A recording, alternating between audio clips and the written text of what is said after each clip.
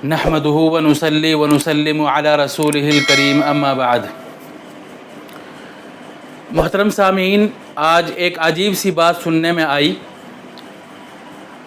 بعض خواتین یہ خیال کرتی ہے کہ اگر حمل کے دوران جب بچہ پیٹ میں ہو تو اس وقت سورہ یوسف اور سورہ مریم کی تلاوت کریں، اس کا اہتمام کریں تو بچے خوبصورت پیدا ہوتے ہیں۔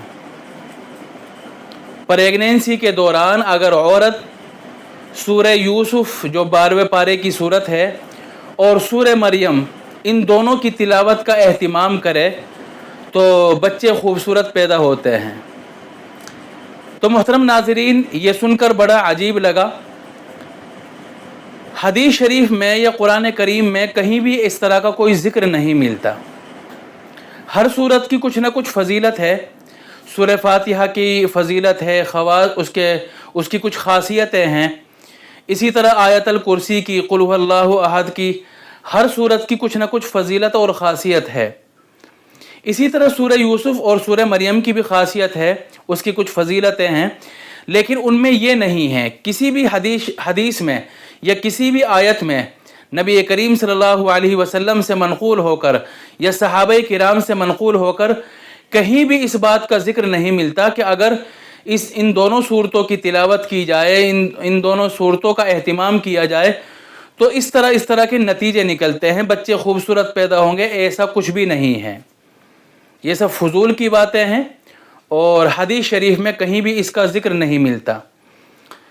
یہ تو زبردستی والی بات ہوئی۔ یہ شاید اس لیے سوچا ہو انہوں نے کہ سورہ یوسف میں حضرت یوسف کا ذکر ہے اور حضرت یوسف علیہ السلام بہت خوبصورت تھے، خوبصورت نبی تھے، اور سورہ مریم میں حضرت مریم علیہ السلام کا ذکر ہے جن کے یہاں حضرت عیسیٰ کی پیدائش، بچے کی پیدائش بڑی آسانی کے ساتھ ہو گئی تھی۔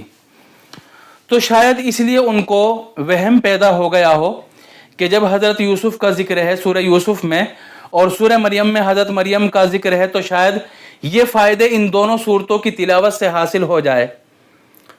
تو یہ زبردستی والی بات ہوئی۔ نبی کریم صلی اللہ علیہ وسلم سے یا صحابہ کرام سے کہیں بھی اس طرح کا ذکر نہیں ملتا ہے۔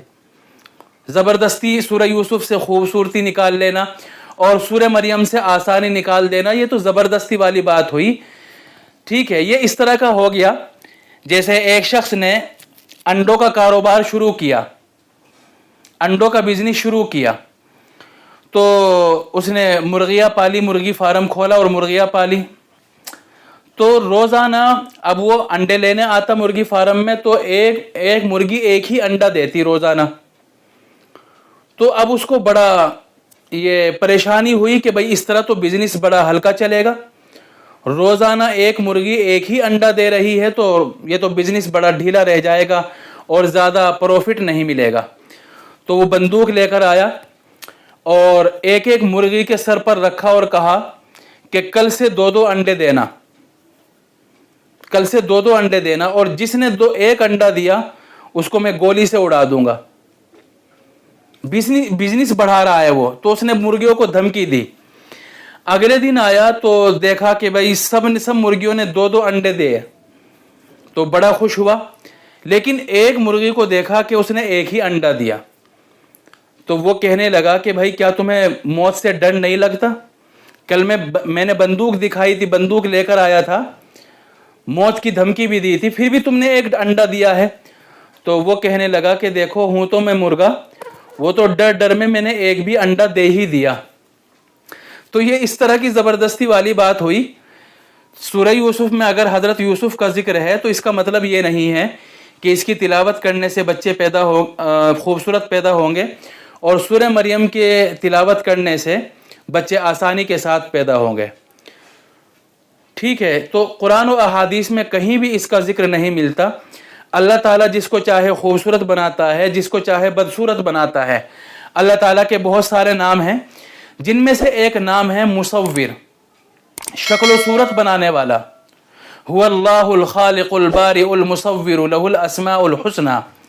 اللہ تعالیٰ شکل اور صورت بناتا ہے، جس کو چاہے خوبصورت بناتا ہے، جس کو چاہے بدصورت بناتا ہے، یہ اللہ تعالیٰ کے اختیار میں ہے۔ وآخر دعوانا الحمد للہ رب العالمین۔